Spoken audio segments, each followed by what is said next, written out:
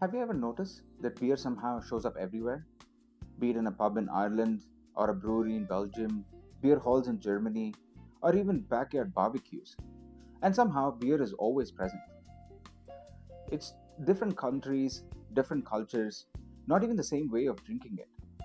But somehow beer has survived centuries. Which got me thinking, how did one drink become so widespread?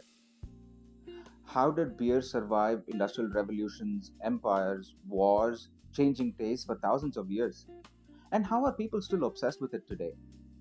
If you think about it, most things come and go. Trends change, food changes, taste changes, but somehow beer stuck around. And some of the stories behind it are absolutely fascinating. To understand how beer took over the world, we need to go back a few thousand years. Beer is ancient, like civilization ancient. Some of the earliest forms of beer were found in Mesopotamia and Egypt. And interestingly, people weren't drinking beer like we see today. Beer wasn't a weekend drink or something you ordered while watching a sport. Beer was part of everyday life. In many places, clean drinking water wasn't always reliable, and that's why brewing process often made liquids safe to consume. And that's why people drank beer regularly. Workers drank it, families drank it, entire communities drank it. Beer wasn't special, it was normal. And I think that's why beer is so deeply rooted in culture. Beer wasn't reserved for kings or special occasions. Beer belonged to ordinary people. And over time, brewing became sophisticated, especially in monasteries, which leads to one of my favorite beer stories. A group of German monks wanted to drink beer during fasting. Now, they weren't sure if it was allowed, so they decided to send some beer over to Rome to get some approval. Now, back in the day, there was no refrigeration or aircrafts.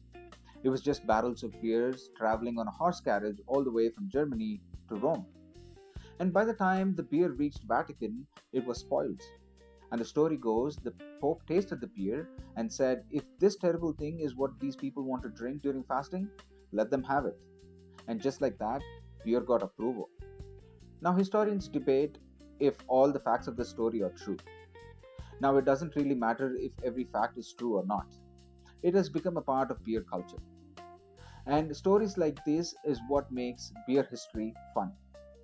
One thing I've always found interesting is how many different types of beers are there: ales, lagers, stouts, porters, wheat beers, IPAs. And it's easy to assume that somebody invented these randomly.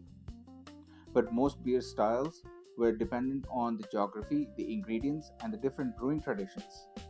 Different regions had different grains, different climates, different ingredients like yeast, and different techniques. And over time, these evolved into different styles of beer. Now, lagers tend to be light and crisp, ales tend to be a little more fruitier and complex, stouts are darker and rich, and well, IPAs, it's either people love them or hate them. And honestly, that's what makes beer really interesting. Two people can love beer and still drink two completely different styles of beer.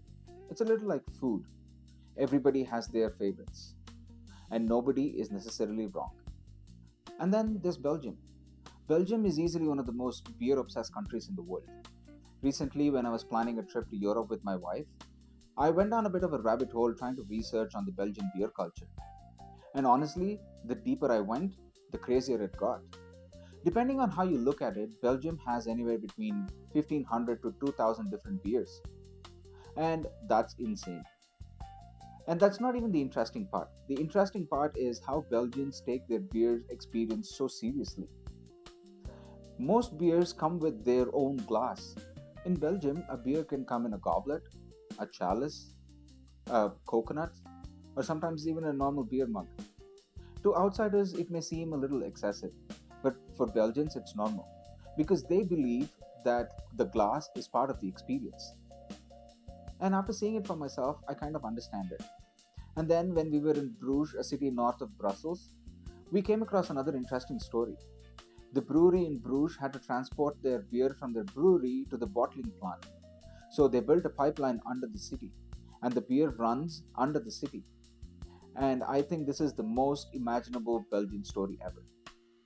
Beer culture isn't just about brewing, it's about tradition. Take Oktoberfest.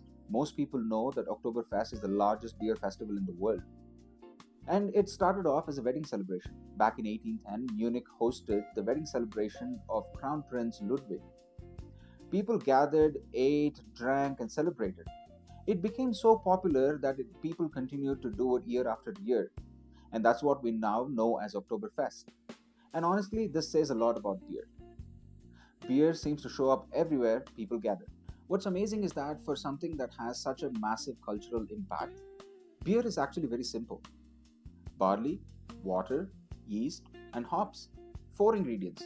These four ingredients have led to the creation of alehouses, taverns, pubs, monasteries, Belgian beer culture, Oktoberfest, and thousands of years of stories and traditions. When you think about it, it's absolutely incredible. And I guess that's why beer has survived for so long. Not because it's sophisticated, not because it's the most expensive drink, but because every culture found place for it. Beer became attached to conversations, friendships, celebrations, pubs, backyards, stories, and thousands of years later, people still gather around the same basic drink. Not because of what's in the glass, but more because of what happens around it. So now I'm curious, what's your favorite style of beer? Is it an ale, a lager, an IPA, a Guinness? And more importantly, what made you start liking it in the first place? Please leave it in the comments below. Thank you so much for joining me on another episode of After Service.